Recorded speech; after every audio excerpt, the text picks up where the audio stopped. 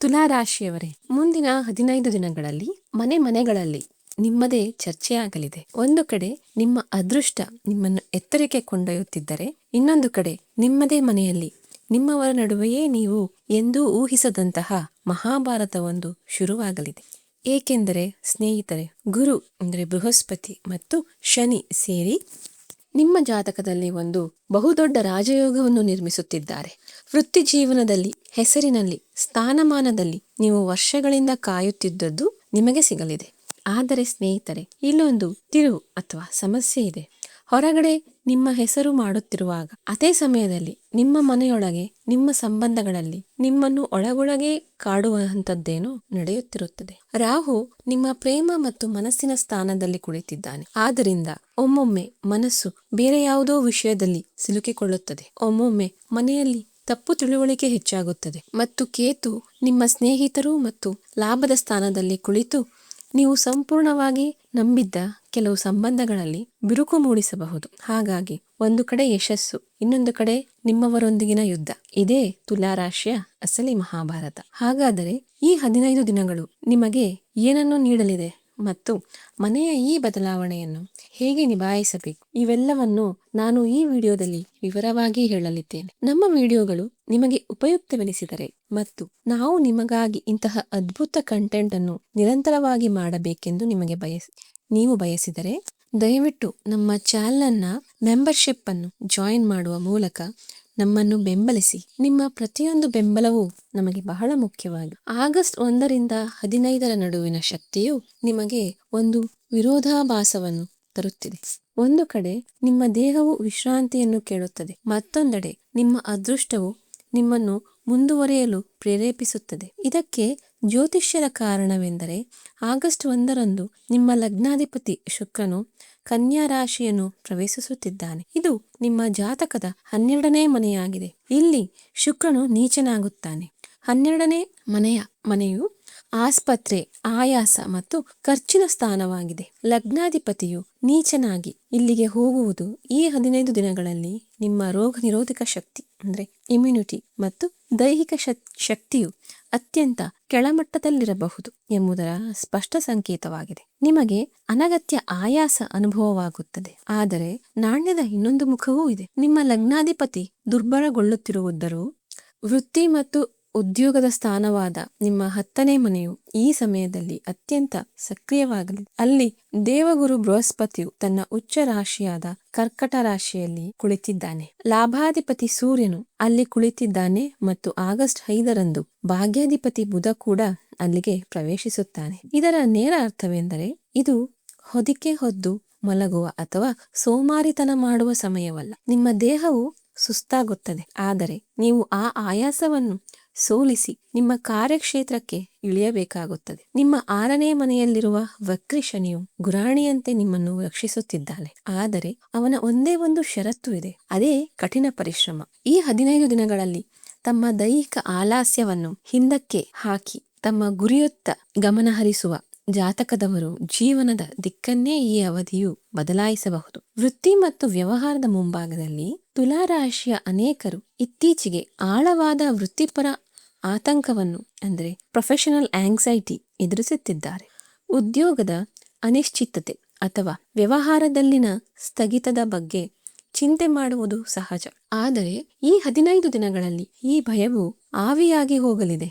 ನಿಮ್ಮ 10ನೇ ಮನೆಯಲ್ಲಿ ಗ್ರಹಗಳ ಬಲವಾದ ಸಂಯೋಜನೆ ರೂಪುಗೊಳ್ಳುತ್ತಿರುವುದರಿಂದ ನಿಮ್ಮ ವೃತ್ತಿಪರ ಜೀವನದಲ್ಲಿ ಸಕಾರಾತ್ಮಕ ಜಿಗಿತ ಕಂಡುಬರುತ್ತದೆ.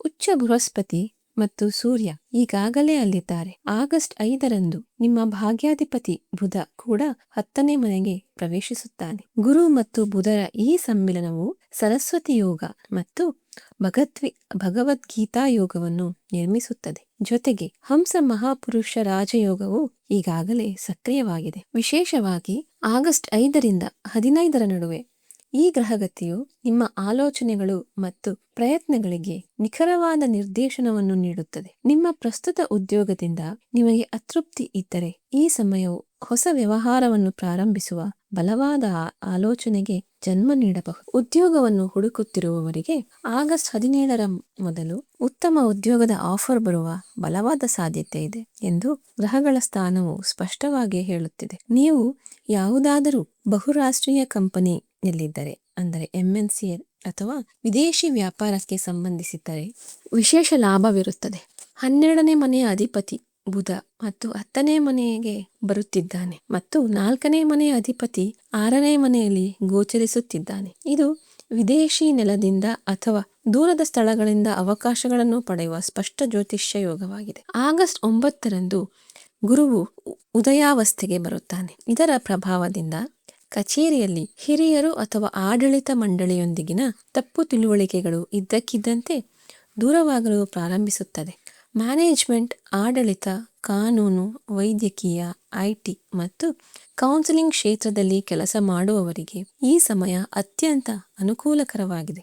ಆದಾಗ್ಯೂ ಕೆಲಸದ ಸ್ಥಳದಲ್ಲಿ ಇಬ್ಬಗೆಯ ಅಂದರೆ ಮುಖವಾಡದ ಜನರಿಂದ ಎಚ್ಚರದಿಂದಿರಿ. ವಿಶೇಷವಾಗಿ ಆಗಸ್ಟ್ 12ರ ಸೂರ್ಯಗ್ರಹಣದ ಆಸುಪಾಸಿನಲ್ಲಿ ನಿಮ್ಮ ತಂತ್ರಗಳು ಮತ್ತು ಭವಿಷ್ಯದ ಯೋಜನೆಗಳನ್ನು ಸಹೋದ್ಯೋಗಿಗಳೊಂದಿಗೆ ಹಂಚಿಕೊಳ್ಳಬೇಡಿ. ಶಾಂತಿಯಿಂದ ನಿಮ್ಮ ಕೆಲಸ ಮಾಡಿ ಮತ್ತು ನಿಮ್ಮ ಯಶಸ್ಸೇ ಮಾತನಾಡಲು ಬಿಡಿ. ಹಣಕಾಸು ಮತ್ತು ಹಣದ ಸ್ಥಿತಿಯ ಬಗ್ಗೆ ಮಾತನಾಡುವುದಾದರೆ ಆಗಸ್ಟ್ 1ರಿಂದ 15ರ ನಡುವೆ ಹಠಾತ್ ಆರ್ಥಿಕ ಲಾಭ ಅಥವಾ ಸ್ಥಗಿತಗೊಂಡ ಫಂಡ್ಗಳು ಸಿಗುವ ಬಲವಾದ ಸಾಧ್ಯತೆ ಇದೆ.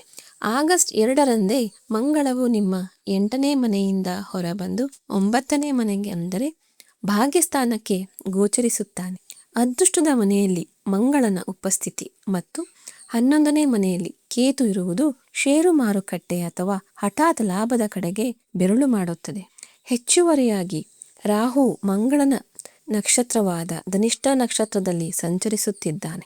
ಇದು ರಿಯಲ್ ಎಸ್ಟೇಟ್ ಮತ್ತು ಆಸ್ತಿಗೆ ಸಂಬಂಧಿಸಿದ ಬಾಕಿ ಉಳಿದಿರುವ ಪ್ರಕರಣಗಳ ಮೇಲೆ ನೇರ ಪರಿಣಾಮ ಬೀರುತ್ತದೆ. ಪಿತ್ರಾರ್ಜಿತ ಆಸ್ತಿ ಅಥವಾ ಆಸ್ತಿ ಸ್ವಾಧೀನಕ್ಕೆ ಸಂಬಂಧಿಸಿದ ವಿವಾದಗಳನ್ನು ಈ ಅವಧಿಯಲ್ಲಿ ಪರಿಹರಿಸಬಹುದು. ಇದರಿಂದ ಲಿಕ್ವಿಡ್ ಕ್ಯಾಶ್ ಪಡೆಯುವಿರಿ. ಆದರೆ ಇಲ್ಲಿ ಒಂದು ಪ್ರಮುಖ ನಿಯಮವನ್ನು ಪಾಲಿಸಬೇಕು. ಸ್ಥಗಿತಗೊಂಡ ಆಸ್ತಿಯಿಂದ ಲಾಭವಾಗಲಿದೆ, ಆದರೆ ಈ 15 ದಿನಗಳಲ್ಲಿ ಯಾವುದೇ ಹೊಸ ಆಸ್ತಿ ಅಥವಾ ಭೂಮಿಯನ್ನು ಖರೀದಿಸುವ ಆಲೋಚನೆಯನ್ನು ಸದ್ಯಕ್ಕೆ ಮುಂದೂಡಿ. ಗ್ರಹಗಳ ಸ್ಥಾನವು ಹೊಸ ಹೂಡಿಕೆಗೆ ಅನುಕೂಲಕರವಾಗಿಲ್ಲ ಮತ್ತು ಹಣ ಸಿಕ್ಕಿಕೊಳ್ಳಬಹುದು. ನಿಮ್ಮ ರಾಶ್ಯಾಧಿಪತಿ ಶುಕ್ರ 12ನೇ ಮನೆಯಲ್ಲಿ ನೀಚನಾಗಿ ಕುಳಿತಿದ್ದಾನೆ. 12ನೇ ಮನೆಯು ಖರ್ಚಿನದ್ದಾಗಿದೆ ಮತ್ತು ಶುಕ್ರನು ಐಷಾರಾಮಿಯ ಕಾರಕ. ಇದರಿಂದಾಗಿ ದುಬಾರಿ ಗ್ಯಾಜೆಟ್ಗಳು ಅಥವಾ ಅನಗತ್ಯ ಆಡಂಬರದ ಮೇಲೆ ಹಣವನ್ನು ಖರ್ಚು ಮಾಡುವ ಬಲವಾದ ಬಯಕೆ ಎಚ್ಚರಗೊಳ್ಳುತ್ತದೆ. ಚಲನಚಿತ್ರೋದ್ಯಮ, ಮಾಧ್ಯಮ, ಕಲೆ ಅಥವಾ ಚಿನ್ನ ಬೆಳ್ಳಿ ವ್ಯಾಪಾರಕ್ಕೆ ಸಂಬಂಧಿಸಿದ ಜನರು ಈ ಅವಧಿಯಲ್ಲಿ ಜಾಗರೂಕರಾಗಿರಬೇಕು. 12ನೇ ಮನೆಯ ಈ ಶುಕ್ರನ ಶಕ್ತಿಯನ್ನು ಸಮತೋಲನಗೊಳಿಸಲು ಉದ್ದೇಶಪೂರ್ವಕವಾಗಿ ನಿಮ್ಮ ಸ್ವಲ್ಪ ಹಣವನ್ನು ಯಾವುದಾದರೂ ಸಕಾರಾತ್ಮಕ ಕೆಲಸ, ದಾನ ಅಥವಾ SIPಯಲ್ಲಿ ಹೂಡಿಕೆ ಮಾಡಿ. ನೀವು ಸ್ವಯಂ ಪ್ರೇರಣೆಯಿಂದ ಉತ್ತಮ ಸ್ಥಳದಲ್ಲಿ ಹಣವನ್ನು ಹೂಡಿಕೆ ಮಾಡಿದಾಗ ಈ ಅನಗತ್ಯ ಖರ್ಚಿನ ಯೋಗವು ಕತ್ತರಿಸಿ ಹೋಗುತ್ತದೆ. ಸಂಬಂಧಗಳು ಮತ್ತು ಪ್ರೇಮ ವ್ಯವಹಾರದ ವಿಷಯಗಳಲ್ಲಿ ಅವಿವಾಹಿತ ಮತ್ತು ವಿವಾಹಿತ ಜಾತಕದವರಿಗೆ ಗ್ರಹಗಳ ಪ್ರಭಾವವು ಸಂಪೂರ್ಣವಾಗಿ ಭಿನ್ನವಾಗಿದೆ. ಸಿಂಗಲ್ ಆಗಿರುವ ಅಥವಾ ಪ್ರೇಮ ಸಂಬಂಧದಲ್ಲಿರುವವರಿಗೆ ಈ ಸಮಯವು ಏರಿಳಿತಗಳಿಂದ ಕೂಡಿರಬಹುದು. ನಿಮ್ಮ 5ನೇ ಮನೆಯಲ್ಲಿ ಕುಂಭರಾಶಿಯ ರಾಹು ಕುಳಿತಿದ್ದಾನೆ. ಇದು ಗೊಂದಲವನ್ನು ಸೃಷ್ಟಿಸುತ್ತದೆ ಮತ್ತು ಲಗ್ನಾಧಿಪತಿ ಶುಕ್ರನು 12ನೇ ಮನೆಯಲ್ಲಿ ನೀಚನಾಗಿದ್ದಾನೆ. ಆಗಸ್ಟ್ 1 ಮತ್ತು 15ರ ನಡುವೆ ನೀವು ಹೊಸ ಸಂಬಂಧವನ್ನು ಸೇರಿದರೆ ಅದು ವಿಭಿನ್ನ ಹಿನ್ನೆಲೆಯ ವ್ಯಕ್ತಿಯೊಂದಿಗೆ ಇರಬಹುದು.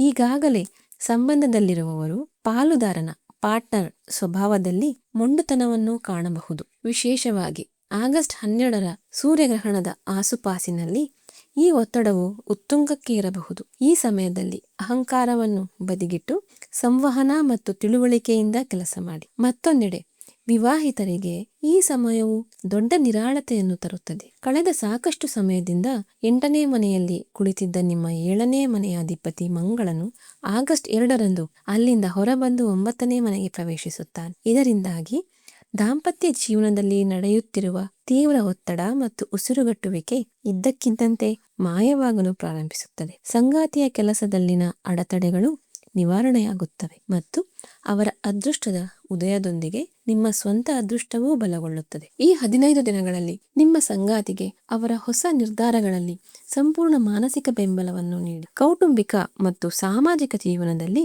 ಈ ಸಮಯ ಮಿಶ್ರ ಫಲಿತಾಂಶಗಳನ್ನು ನೀಡುತ್ತದೆ. ಆಗಸ್ಟ್ 9ರಂದು ದೇವಗುರು ಬೃಹಸ್ಪತಿಯ ಉದಯವು ಮನೆಯಲ್ಲಿ ಯಾವುದಾದರೂ ಶುಭ ಕಾರ್ಯ ಅಥವಾ ಸಕಾರಾತ್ಮಕ ವಾತಾವರಣವನ್ನು ಸೂಚಿಸುತ್ತದೆ. ಕಿರಿಯ ಸಹೋದರ ಸಹೋದರಿಯರೊಂದಿಗೆ ಆಸ್ತಿ ಅಥವಾ ಹಣದ ವಿವಾದ ನಡೆಯುತ್ತಿದ್ದರೆ ಅದು ಈಗ ನಿಮ್ಮ ಪರವಾಗಿ ಇತ್ಯರ್ಥವಾಗುವತ್ತ ಸಾಗುತ್ತದೆ.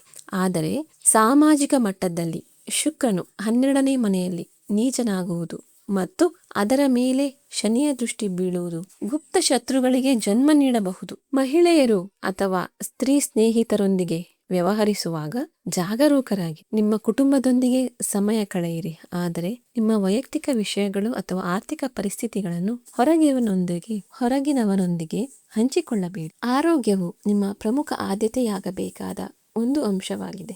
ಆಗಸ್ಟ್ 1ರಂದು ನಿಮ್ಮ ರಾಶಾಧಿಪತಿ ಶುಕ್ರನು 12ನೇ ಮನೆಯಲ್ಲಿ ನೀಚನಾಗಿರುವುದು ನಿಮ್ಮ ರೋಗ ನಿರೋಧಕ ಶಕ್ತಿಯ ಮೇಲೆ ಪರಿಣಾಮ ಬೀರುತ್ತದೆ. ನೀವು ದೈಹಿಕ ಆಯಾಸ, ಕಣ್ಣಿನ ತೊಂದರೆಗಳು ಅಥವಾ ಹೊಟ್ಟೆಗೆ ಸಂಬಂಧಿಸಿದ ಸಮಸ್ಯೆಗಳನ್ನು ಅನುಭವಿಸಬಹುದು. ಕಣ್ಣುಗಳ ಕೆಳಗೆ ಕಪ್ಪು ಕಲೆಗಳು, ಡಾರ್ಕ್ ಸರ್ಕಲ್ಸ್ ಅಥವಾ ತುರಿಕೆಯಂತಹ ಸಮಸ್ಯೆಗಳು ಕಾಣಿಸಿಕೊಳ್ಳಬಹುದು. ರಾಹು ಮತ್ತು ಶನಿಯ ಸ್ಥಾನದಿಂದಾಗಿ ಜೀರ್ಣಾಂಗ ವ್ಯವಸ್ಥೆ ಮತ್ತು ಕರುಳಿನ ಬಗ್ಗೆ ವಿಶೇಷ ಕಾಳಜಿ ವಹಿಸಬೇಕು. ಮಧುಮೇಹ ರೋಗಿಗಳು ಈ ಅವಧಿಯಲ್ಲಿ ತಮ್ಮ ದಿನಚರಿಯನ್ನು ಕಟ್ಟುನಿಟ್ಟಾಗಿ ಇಟ್ಟುಕೊಳ್ಳಬೇಕು. ಆದಾಗ್ಯೂ ಒಂದು ಸಮಾಧಾನಕರ ವಿಷಯವೆಂದರೆ ಆಗಸ್ಟ್ 2ರಂದು ಮಂಗಳನು 8ನೇ ಮನೆಯಿಂದ ಹೊರಬಂದ ತಕ್ಷಣ ಗಾಯ ಅಥವಾ ಅಪಘಾತದ ಸಂಭವನೀಯ ಅಪಾಯವು ಸಂಪೂರ್ಣವಾಗಿ ತಪ್ಪು ಹೋಗುತ್ತದೆ. ಆರೋಗ್ಯ ಸಂಬಂಧಿ ಯಾವುದೇ ಸಮಸ್ಯೆಯನ್ನು ನಿರ್ಲಕ್ಷಿಸಬೇಡಿ ಮತ್ತು ಸಾಕಷ್ಟು ನಿದ್ದೆ ಮಾಡಿ, ಏಕೆಂದರೆ ಶುಕ್ರನ ಸ್ಥಾನವು ನಿದ್ದೆಗೆ ಭಂಗ ತರಬಹುದು. ಶಿಕ್ಷಣ ಕ್ಷೇತ್ರದಲ್ಲಿ ತುಲಾರಾಶಿಯ ವಿದ್ಯಾರ್ಥಿಗಳು ತಮ್ಮ ಗಮನವನ್ನು ಕಾಯ್ದುಕೊಳ್ಳುವ ಅಗತ್ಯ ಇದೆ. 5ನೇ ಮನೆಯಲ್ಲಿ ರಾಹುವಿನ ಉಪಸ್ಥಿತಿ ಮತ್ತು 5ನೇ ಮನೆಯ ಅಧಿಪತಿಯ ಶನಿಯ 6ನೇ ಮನೆಗೆ ಸಾಗುವುದು ನಿಮ್ಮ ಆಲೋಚನೆಗಳಲ್ಲಿ ಸ್ವಲ್ಪ ಗೊಂದಲವನ್ನು ತರಬಹುದು. ನಿಮ್ಮ ವೃತ್ತಿ ಜೀವನ ಅಥವಾ ಕೋರ್ಸ್ಗಳ ಬಗ್ಗೆ ನೀವು ಗೊಂದಲವನ್ನು ಅನುಭವಿಸಬಹುದು. ಆದರೆ ನೀವು ಉನ್ನತ ಶಿಕ್ಷಣ, ವೈದ್ಯಕೀಯ PG ಅಥವಾ ಅಧ್ಯಯನಕ್ಕಾಗಿ ವಿದೇಶಕ್ಕೆ ಹೋಗಲು ಯೋಚಿಸುತ್ತಿದ್ದರೆ 10ನೇ ಮನೆಯ ಗುರು ಮತ್ತು 6ನೇ ಮನೆಯ ಶನಿ ನಿಮಗೆ ದೂರದ ಸ್ಥಳಗಳಿಂದ ಭಾರಿ ಯಶಸ್ಸನ್ನು ತಂದುಕೊಡುತ್ತಾರೆ. ಏಕಾಗ್ರತೆಗಾಗಿ ಸೋಷಿಯಲ್ ಮೀಡಿಯಾದಿಂದ ಅಂತರ ಕಾಯ್ದುಕೊಳ್ಳುವುದು ಲಾಭದಾಯಕವಾಗಿರುತ್ತದೆ. ಗೃಹಿಣಿಯರಿಗೆ ಈ ಸಮಯವು ಸ್ವಲ್ಪ ಆತ್ಮಾವಲೋಕನದ ಸೆಲ್ಫ್ ಅನಾಲಿಸಿಸ್ ಸಮಯವಾಗಿದೆ. ಲಗ್ನಾಧಿಪತಿ ಶುಕ್ರನು ನೀಚ ಸ್ಥಿತಿಯಲ್ಲಿರುವುದರಿಂದ ನೀವು ಮನೆಯಲ್ಲಿ ಆಯಾಸ ಅಥವಾ ಆಲಸ್ಯವನ್ನು ಅನುಭವಿಸಬಹುದು. ಇದನ್ನು ಹೋಗಲಾಡಿಸಲು ನಿಮಗಾಗಿ ಸ್ವಲ್ಪ ಸಮಯ ತೆಗೆದುಕೊಳ್ಳಿ ಮತ್ತು ಸ್ವಯಂ ಕಾಳಜಿ ಅಂದರೆ ಸೆಲ್ಫ್ ಕೇರ್ ಕಡೆಗೆ ಗಮನ ಕೊಡಿ. ಪ್ರಯಾಣದ ದೃಷ್ಟಿಯಿಂದ ಈ 15 ದಿನಗಳು ಅನುಕೂಲಕರ ಫಲಿತಾಂಶಗಳನ್ನು ನೀಡಲಿದೆ.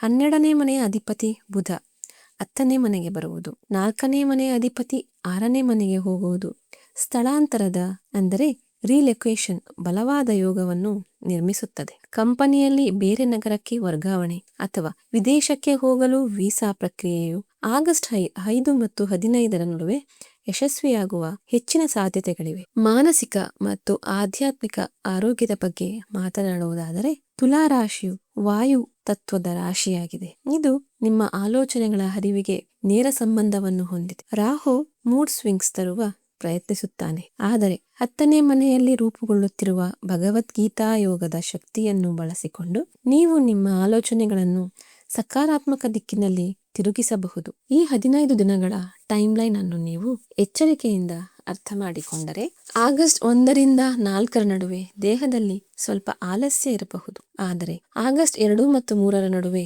ಮಂಗಳನ ಸಂಚಾರದಿಂದ ವೈವಾಹಿಕ ಜೀವನದ ಒತ್ತಡವು ಕಡಿಮೆಯಾಗುತ್ತದೆ. ಆಗಸ್ಟ್ 5ರಿಂದ 8ರ ಸಮಯವು ನಿಮಗೆ ಬಹಳ ಮಂಗಳಕರವಾಗಿದೆ. ಬುಧ 10ನೇ ಮನೆಗೆ ಪ್ರವೇಶಿಸುವುದರಿಂದ ಸರಸ್ವತಿ ಯೋಗ ಸಕ್ರಿಯವಾಗುತ್ತದೆ. ಸಂದರ್ಶನ, ವ್ಯಾಪಾರ, ಒಪ್ಪಂದ ಅಥವಾ ಬಡ್ತಿ ಮಾತುಕತೆಗಳಿಗೆ ಇದು ಅತ್ಯುತ್ತಮ ಸಮಯ.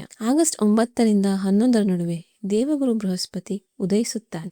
ಇದರಿಂದ ಕೆಲಸದ ಸ್ಥಳದಲ್ಲಿ ನಿಮ್ಮ ಗೌರವ ಮತ್ತು ಗುರುತು ಹೆಚ್ಚಾಗುತ್ತದೆ. ಆಗಸ್ಟ್ 12ರಿಂದ 15ರ ಸಮಯವು ಸ್ವಲ್ಪ ಸೂಕ್ಷ್ಮವಾಗಿದೆ, ಏಕೆಂದರೆ ಆಗಸ್ಟ್ 12ರ ಸೂರ್ಯಗ್ರಹಣದ ಪ್ರಭಾವವು 10ನೇ ಮತ್ತು 11ನೇ ಮನೆಗಳ ಮೇಲೆ ಬೀಳುತ್ತದೆ. ಈ ಅವಧಿಯಲ್ಲಿ ಉನ್ನತ ಅಧಿಕಾರಿಗಳು ಅಥವಾ ಹಿರಿಯರೊಂದಿಗೆ ಯಾವುದೇ ರೀತಿಯ ವಿವಾದಗಳನ್ನು ತಪ್ಪಿಸಿ ಮತ್ತು ಯಾವುದೇ ದೊಡ್ಡ ನಿರ್ಧಾರ ತೆಗೆದುಕೊಳ್ಳಲು ಆತುರ ಪಡಬೇಡಿ. ಗ್ರಹಗಳ ಶಕ್ತಿಯನ್ನು ನಿಮ್ಮ ಪರವಾಗಿ ಒಲಿಸಿಕೊಳ್ಳಲು ಬಿಳಿ ಅಥವಾ ಕೆನೆ ಅಂದರೆ ಕ್ರೀಮ್ ಬಣ್ಣವನ್ನು ಹೆಚ್ಚು ಬಳಸಿ. ಇದು ಶುಕ್ರನಿಗೆ ಬಲವನ್ನು ನೀಡುತ್ತದೆ. ಇದರೊಂದಿಗೆ ಹಸಿರು ಬಣ್ಣವು ಬುಧನ ಶಕ್ತಿಯನ್ನು ಹೆಚ್ಚಿಸುತ್ತದೆ. ಅದೃಷ್ಟದ ಸಂಖ್ಯೆಗಳು 6 ಮತ್ತು 5 ಮತ್ತು ಶುಭ ದಿನಗಳು ಶುಕ್ರವಾರ ಮತ್ತು ಬುಧವಾರ. ಪ್ರಮುಖ ಕಾರ್ಯಗಳಿಗೆ ಉತ್ತರ ಅಥವಾ ಆಗ್ನೇಯ ದಿಕ್ಕಿಗೆ ಮುಖ ಮಾಡುವುದು ಲಾಭದಾಯಕ. ಪರಿಹಾರವಾಗಿ ಶುಕ್ರನನ್ನು ಬಲಪಡಿಸಲು ಮತ್ತು ರೋಗ ನಿರೋಧಕ ಶಕ್ತಿಯನ್ನು ಹೆಚ್ಚಿಸಲು ಸ್ನಾನದ ನಂತರ ಶುಕ್ರ ಬೀಜ ಮಂತ್ರವಾದ ಓಂ ದ್ರಾಂ ದ್ರೀಂ ದ್ರೌಂ ಸಹ ಶುಕ್ರಾಯ ನಮಃ ಜಪಿಸಿ ಮತ್ತು ಹೆಚ್ಚಿನ ಸ್ವಚ್ಛತೆಯನ್ನು ಕಾಪಾಡಿಕೊಳ್ಳಿ. ಶನಿ ಮತ್ತು ರಾಹುವಿನ ಪ್ರಭಾವವನ್ನು ಸಮತೋಲನಗೊಳಿಸಲು ಹನುಮಾನ್ ಚಾಲಿಸವನ್ನು ಪಠಿಸಿ. ಇದರಿಂದ ನೀವು ಗುಪ್ತ ಶತ್ರುಗಳು ಮತ್ತು ಗೊಂದಲಗಳಿಂದ ಸುರಕ್ಷಿತವಾಗಿರುತ್ತೀರಿ. ವೃತ್ತಿ ಜೀವನದಲ್ಲಿ ಶಕ್ತಿಯನ್ನು ಕಾಪಾಡಿಕೊಳ್ಳಲು ಪ್ರತಿದಿನ ಬೆಳಿಗ್ಗೆ ತಾಮ್ರದ ಚೆಂಬಿನಲ್ಲಿ ಅಂದರೆ ಪಾತ್ರೆಯಲ್ಲಿ ನೀರನ್ನು ತುಂಬಿಸಿ ಸೂರ್ಯದೇವರಿಗೆ ಆರ್ಘ್ಯವನ್ನು ಅರ್ಪಿಸಿ. ಕೊನೆಯದಾಗಿ ಕೆಲವು ಮುನ್ನೆಚ್ಚರಿಕೆಗಳನ್ನು ಕಟ್ಟುನಿಟ್ಟಾಗಿ ಪಾಲಿಸಿ. ಕೆಟ್ಟ ಸಹವಾಸ ಮತ್ತು ಶಾರ್ಟ್ಕಟ್ಗಳ ಮೂಲಕ ಹಣ ಸಂಪಾದಿಸಲು ದುರಾಸೆಯಿಂದ ದೂರವಿರಿ. ಹೊಸ ಆಸ್ತಿಯನ್ನು ಖರೀದಿಸುವುದನ್ನು ತಪ್ಪಿಸಿ ಮತ್ತು ನಿಮ್ಮ ಆರೋಗ್ಯಕ್ಕೆ ಹೆಚ್ಚಿನ ಆದ್ಯತೆ ನೀಡಿ.